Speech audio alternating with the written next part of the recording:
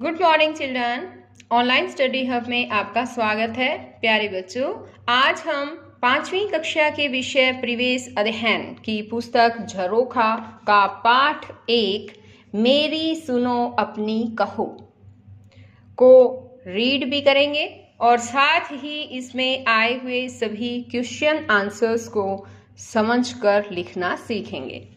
तो देखिए बच्चों, पाठ की शुरुआत करते हैं हम यहाँ से। यहाँ क्या दिया गया है बताओ? एक तस्वीर दे रखी है ना?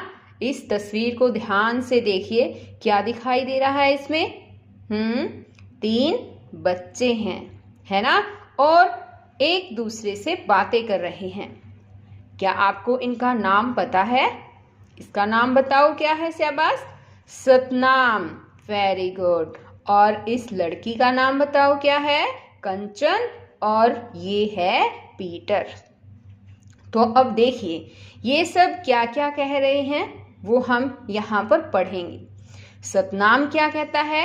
ये कहता है कि मेरे पापा एक फैक्ट्री में काम करते थे, वह फैक्ट्री बंद हो गई है, अब हम अपने गांव में रहेंगे। और अब कंचन कहती है कि सड़क को चौड़ा करने के लिए हमारी झुग्गियों को हटा दिया गया है, अब हमें रहने के लिए नई जगह तलाश करनी पड़ेगी। और पीटर क्या कहता है पता है? पीटर कहता है मेरे पापा काम के सिलसिले में दूसरे देश गए हैं, अब मैं और मेरी मम्मी नानी के घर रहते हैं। अब देखिए बच्चों, यहाँ दे रखा है कि सोचो और कॉपी में लिखो। यहाँ कुछ क्वेश्चंस दे रखे हैं, इनके आंसर्स आपको बताने हैं और अपनी कॉपी में भी लिखने हैं। देखिए मैं इनको एक बार समझा देती हूँ।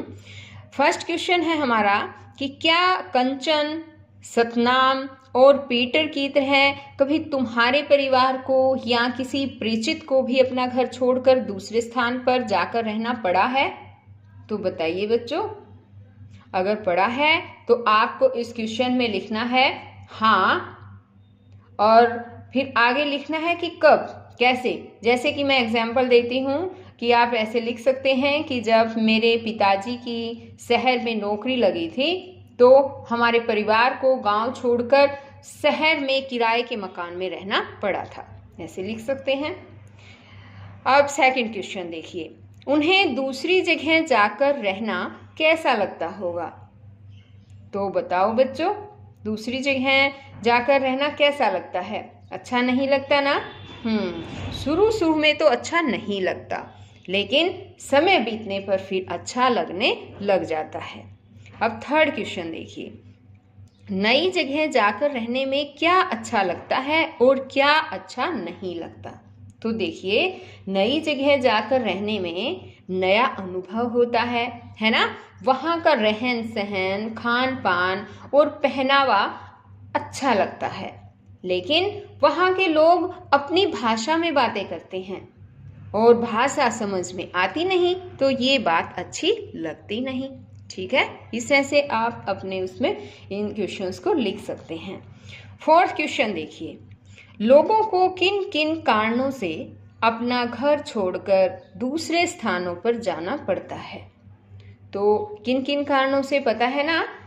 लोगों को एक तो नौकरी की तलाश में, या फिर कोई प्राकृतिक आपदाएं आ जाएं जैसे कि बाढ़ है, भूकंप है, इनके कारण भी जो है अपने घर को छोड़कर दूसरे स्थानों पर जाना पड़ता है। तो ये बात आप इसमें लिख सकते हैं। अब आगे देखिए, ये नेक्स्ट पेज है, इसमें है कि अहमद, काजल और नंदिनी के परिवारों को अक्सर अपने रहने के स्थान बदलने पड़ते हैं, आओ उनके बारे में जानें। तो यहाँ देखिए सबसे पहले हम पढ़ेंगे अहमद की कहानी, अहमद के बारे में पढ़ेंगे। अहमद क्या कहता है? मेरा नाम अहमद खान है, मेरा गांव कोसी नदी के किनारे पर है, वहाँ अक्सर बाढ़ आती रहती है, बाढ़ के कारण हमारी खेती बाड़ी को काफ़ी नुकसान होता है इसलिए मेरे अब्बू अम्मी को काम की तलाश में दूसरी जगह जाना पड़ता है। वे ईंट भट्ठे पर काम करते हैं। उन्हें कभी किसी एक भट्ठे पर काम मिलता है तो कभी दूसरे पर। अब्बू को जिस जगह काम मिलता है हम वहीं पर झुग्गी डालकर रहते हैं। बार बार जगह बदलने के कारण मुझे स्कूल भी बदलना पड़ता है। इससे मेरी पढ़ाई का बहुत नुकसान होता है। पुराने दोस्त बिछुड़ जाते हैं। बरसात के दिनों में जब ईंट पथाई का काम नहीं होता तो मेरे अब्बू अम्मी मजदूरी करते हैं। मेरे बड़े अब्बू और बड़ी अम्मी, यानी कि किसको कहा गया पता है? अब्बू और अम्मी, बड़े अब्बू और बड़ी अम्मी दादा दादी को। तो वो दादा दादी गांव में रहते हैं। उन्हें वहीं रहना अच्छा लगता है। मुझे भी गांव में ही रहना ज़्यादा पसंद है। वहाँ मुझे नाव में घूमना और खेतों की पगडंडियों पर दौड़ना बहुत भाता है। बड़ा होकर मैं अपने गांव में रोजगार के और अवसर बढ़ाना चाहता हूँ, जिससे गांव के लोगों को काम की तलाश में अपने घर छोड़कर किसी दूसरी जगह न जाना पड़े। तो आ गया ना, अहमद की कहानी सुन ली ना बच्चों आपने? क्या कहानी है इसकी बताओ? इसके पापा कहाँ पर काम करते हैं? ईंट भट्ठे पर काम करते हैं, और इसलिए इन्हें जहाँ भी काम मिलता है एक स्थान से दूसरे स्थान पर ये जाते हैं, और जहाँ काम मिलता है वहीं पर झुग्गी बनाकर रहने लग जाते हैं। आई ना समझ में ये बात? अब आगे देखिए बच्चों, यहाँ पर दे रखा है अब बताओ। यहाँ कुछ क्वेश्चंस दे रखे हैं नीचे। यहाँ जगह कम थी इसलिए मैंने अपने रजिस्टर में ये क्वेश्चन के आंसर लिख रखे हैं। आपको मैं समझा देती हूँ एक बार। देखिए यहाँ पर क्वेश्चंस हैं, ये तीनों ही क्वेश्चन हैं। देखिए बच्चों, ये कहता है, पहला क्वेश्चन है ये हमारा कि अगर अहमद की जगह तुम होते तो बार बार स्कूल बदलना तुम्हें कैसा लगता और क्यों? तो इसका आंसर देखिए। यहाँ पर इस आंसर को जरूरी नहीं है कि जो मैंने लिख रखा है वही बातें आप लिखें। आप अपने अकॉर्डिंग भी इन्हें बदल सकते हैं। जैसा भी आपको लगता हो कि बार बार स्कूल बदलना पड़ता है तो आपको कैसा लगता है, जैसा भी लगता है वैसा ही आपको क्वेश्चन में लिखना है। तो यहाँ देखिए मैंने लिखा है कि मुझे भी बार बार स्कूल बदलना अच्छा नहीं लगता, क्योंकि इससे प्रत्येक स्कूल के नए माहौल में अपने आप को ढालना बहुत कठिन हो जाता है। इससे मेरी पढ़ाई पर भी बुरा प्रभाव पड़ता है। ठीक है बच्चों, जैसे एक स्कूल में हम पढ़ते हैं, वहाँ हमारे कुछ अच्छे अच्छे दोस्त बन जाते हैं, है ना? और फिर उस स्कूल को बदलकर हम किसी दूसरी जगह पर जाते हैं तो कई बार हमारे लिए दोस्त बनाना भी मुश्किल हो जाता है। अब सेकंड क्वेश्चन देखिए, अहमद, उसके अब्बू और बड़ी अम्मी को अपने ही गांव में रहना क्यों अच्छा लगता होगा? बताओ बच्चों, क्यों अच्छा लगता होगा? पता है?